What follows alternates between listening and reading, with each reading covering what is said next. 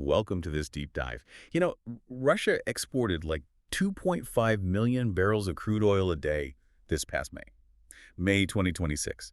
So why are everyday Russians facing fuel shortages and skyrocketing costs at the pump? It's wild. It is the ultimate paradox of, these state-driven economies right now. Right. Today we're taking the latest information available to you and cutting straight through all the official state spin to uncover the severe structural cracks hiding beneath the surface of both Russia and China. Exactly. You look at the headline numbers coming out of Moscow, and they project stability.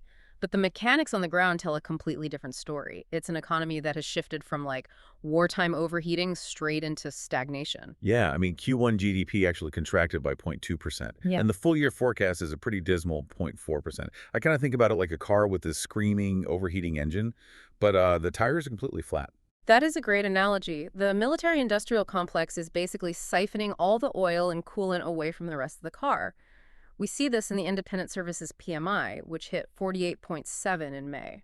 Wait, so under 50 means it's shrinking? Right, Yeah. exactly. It means the non-defense sectors are actively shedding jobs and shrinking. Which brings us back to your opening question about the oil exports. Yeah, the 2.5 million barrels a day. Well, those numbers look like a win on paper, but the reality is that Ukrainian drone strikes have systematically dismantled domestic Russian refinery capacity. Oh, wow. So they can't even refine it. Moscow literally cannot process its own oil at home anymore, so they're forced to export raw, unrefined crude just to keep cash flowing into state coffers. Which I guess leaves the average citizen footing the bill for imported refined fuel just to, get to work. But haven't they already overspent the 2026 war budget by like $28 billion? 2 trillion rubles, yeah. And to plug that massive deficit, the finance ministry is just freezing non-military spending. Completely freezing it. Yeah, public services and civilian investments are being entirely crowded out. Even moving their own goods has become humiliatingly inefficient due to sanctions. They've had to resort to shadow logistics. Right. I saw that with the Tiger tanker on June 1st. France and the UK intercepted it because it was suspected of flying a false flag. But how does that shadow fleet actually operate? Basically, they use shell companies to buy these aging tankers, they strip off the standard insurance, and register them under different national flags. Ah, a false flag to evade maritime rules and price caps. Exactly. But it adds massive logistical overhead and risk. It's an incredibly costly workaround just to keep the lights on. But, if we're talking about sacrificing civilian economic health to prop up state priorities, autocracies absorbing shocks in this way isn't unique to Moscow. No, not at all. Because if we look at China right now, their imports were up about 20% year over year in April. Doesn't that contradict the idea that they're stagnating? It does, but only if you look at trade volume, which is exactly what Beijing wants. But look underneath that 20%. The manufacturing PMI was perfectly flat at 50.0 in May. So no growth. None. And more importantly, their real estate sector, which historically drives massive amounts of domestic wealth, is actively shrinking. Developers are defaulting, and property values are dropping. So the underlying wealth generation is paralyzed.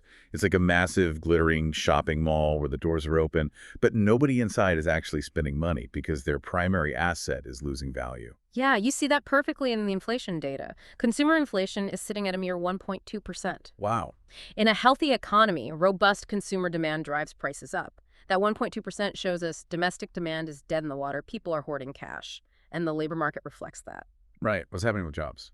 The official urban unemployment rate claims to be 5.2%, but they've actively hidden and redefined youth unemployment statistics because younger graduates simply cannot find work in a shrinking private sector. And just when they need an injection of high-tech growth to pivot away from real estate, the external squeeze hits them. The U.S. just tightened export controls on advanced AI chips. Yeah, they did. I know they closed some loopholes, but how is that practically affecting Beijing's tech sector? Well, the U.S. realized China was accessing high-end semiconductors through foreign subsidiaries, buying them through companies based in the Middle East or Southeast Asia. So Washington clamped down on those third-party transfers. Cutting off the supply chain. Suddenly, Chinese AI firms are starved of the raw computing power needed to train large models, and Beijing's response was to retaliate by expanding its own rules restricting outbound tech transfers. So both of these nations are building incredibly thick walls. They're cannibalizing their own civilian futures, whether it's squeezing Russian citizens at the pump or suffocating Chinese consumer wealth, just to maintain a facade of state strength today. That's exactly what's happening. Which leaves you with this final provocative thought. If both of these powers are quietly burning through their own domestic foundations just to fund these geopolitical ambitions, what happens to their global leverage when their citizens finally run out of economic runway?